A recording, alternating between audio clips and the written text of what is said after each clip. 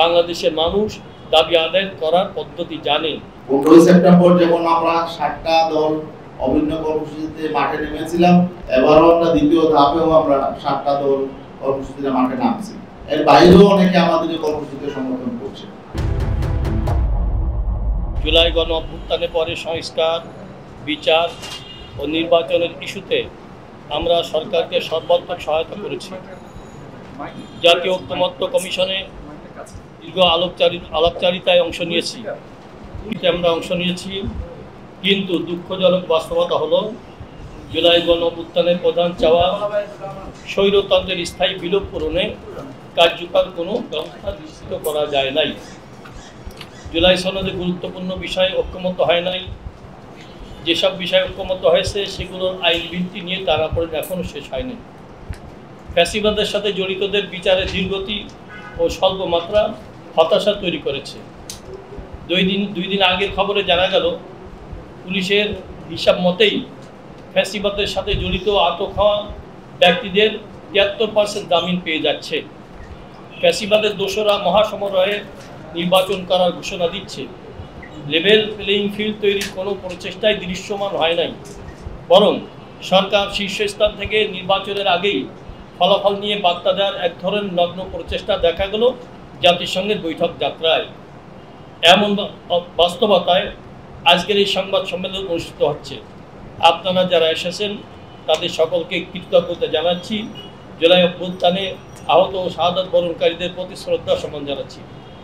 প্রিয় সাংবাদিক বন্ধুগণ, রাজনীতির ঈশানকোণে জমাট বাঁধা কালো মেঘের ঘটনাটায় আমরা একগুচ্ছ রাজনৈতিক সংগঠন নানা আলাপ আলোচনা করে গত 15 সেপ্টেম্বর একযোগে সাংবাদিক সম্মেলন করে 5 দফা দাবিকে সামনে রেখে কর্মসূচি ঘোষণা করেছিলাম। দাবিসমূহ ছিল: জুলাই সনদের ভিত্তিতে আগামী জাতীয় সংসদ নির্বাচন করতে হবে, নির্বাচন পিআর পদ্ধতিতে হতে হবে, সুষ্ঠু নির্বাচনের জন্য লেভেল প্লেইং ফিল্ড নিশ্চিত করতে হবে, গণহত্যার বিচার দৃশ্যমান হতে হবে, বিশেষ ট্রাইব্যুনালে ভারতীয় তাবেদার ও ফ্যাসিবাদদের দোষর জাতীয় পার্টি এবং 14 দলের বিচার করতে হবে এবং বিচার চলাকালীন তাদের কার্যক্রম নিষিদ্ধ করতে হবে। এসব দাবি আদায় যুগপৎ আন্দোলনের প্রথম দফায় আমরা গত 18 সেপ্টেম্বর ঢাকায় সমাবেশ ও বিক্ষোভ মিছিল করেছি। 19 সেপ্টেম্বর বিভাগীয় শহরসমূহে বিক্ষোভ হয়েছে এবং গত 26 সেপ্টেম্বর সারা দেশে জেলা, উপজেলা ও থানা শহরে বিক্ষোভ মিছিল হয়েছে। ঢাকায় বিভিন্ন জোনভিত্তিক গণসমাবেশ অনুষ্ঠিত হয়েছে। আমরা প্রচারপত্র বিলি করা সহ মিডিয়াতে বিভিন্ন টকশোর মাধ্যমে আমাদের দাবি ও তার যৌক্তিকতা তুলে ধরেছি। আলহামদুলিল্লাহ। প্রিয় সাংবাদিক বন্ধুগণ, আমরা জনতার প্রতি কৃতজ্ঞ। কর্মসূচিতে তাদের অংশগ্রহণে আমরা আপ্লুত। আমরা দেশের মানুষ, সাংবাদিক সহ সকলের প্রতি কৃতজ্ঞতা প্রকাশ করছি যারা আমাদের আন্দোলনে অংশগ্রহণ করেছেন এবং নানাভাবে সহায়তা করেছেন। কর্মসূচিতে মানুষের স্বতঃস্ফূর্ত সাড়া ও উৎসাহী অংশগ্রহণ আমাদেরকে আরও আত্মবিশ্বাসী করেছে। স্বৈরতন্ত্রের বিরুদ্ধে তাদের ক্ষোভ এবং সংস্কার বিচার নিয়ে তাদের হতাশা আমাদেরকে আরও দায়বদ্ধ করেছে। জুলাই গণ অভ্যুত্থানে অংশ নেওয়া আহত ও নিহতদের পরিবারের কান্না আমাদেরকে উদ্দীপ্ত করেছে। সেই দায়বদ্ধ থেকেই 5 দফা দাবি আদায়ের আন্দোলনের দ্বিতীয় ধাপের কর্মসূচিতে যেতে বাধ্য হচ্ছি। প্রিয় সাংবাদিক বন্ধুগণ, আমরা সরকারের প্রতি হতাশা এবং ক্ষোভ প্রকাশ করছি। দেশের এতগুলো রাজনৈতিক সংগঠন ধারাবাহিক কর্মসূচি পালন করার পরেও সরকার পক্ষ থেকে কোনো রকম ইতিবাচক সাড়া পাওয়া যাচ্ছে না। কেমন যেন স্বৈরতান্ত্রিক সরকারগুলোর মতো এই সরকারও জনতার দাবির প্রতি উদাসীনতা প্রদর্শন করছে। আমরা সরকারকে সতর্ক করে দিতে চাই, মনে করে দিতে চাই, এই সরকার একমাত্র জনতার রক্তমাখা জীবন উৎসর্গ করার অভিপ্রায় গঠিত। ফলে জনতার দাবি প্রতি ক্রমাগত উপেক্ষা এই সরকারের নৈতিক ও আইনগত বৈধতাকে নষ্ট করবে। প্রিয় সাংবাদিক বন্ধুগণ, 5 দফা দাবি আদায়ে আন্দোলনে দ্বিতীয় ধাপে আমাদের কর্মসূচি হচ্ছে 1 অক্টোবর থেকে 9 অক্টোবর পর্যন্ত 5 দফা গণদাবির পক্ষে জনমত গঠনের লক্ষ্যে গণসংযোগ। 10 অক্টোবর ঢাকায় ও বিভাগীয় শহরে গণমিছিল। 12 অক্টোবর জেলা প্রশাসকের কাছে স্মারকলিপি পেশ। দেশের অন্যতম প্রধান হিন্দু ধর্মাবলম্বীদের দুর্গা উৎসবের কারণে প্রথম দিকে রাজপথের কোনো কর্মসূচি দেখা হয় নাই। প্রিয় সাংবাদিক বন্ধুগণ, আমরা সরকারকে বলবো কোনো ধরনের পূর্ব সিদ্ধান্ত নিয়ে বসে থাকবেন না। জনতার অভিপ্রায়ের উপরে কোনো আইন নাই, কোনো সংবিধান নাই।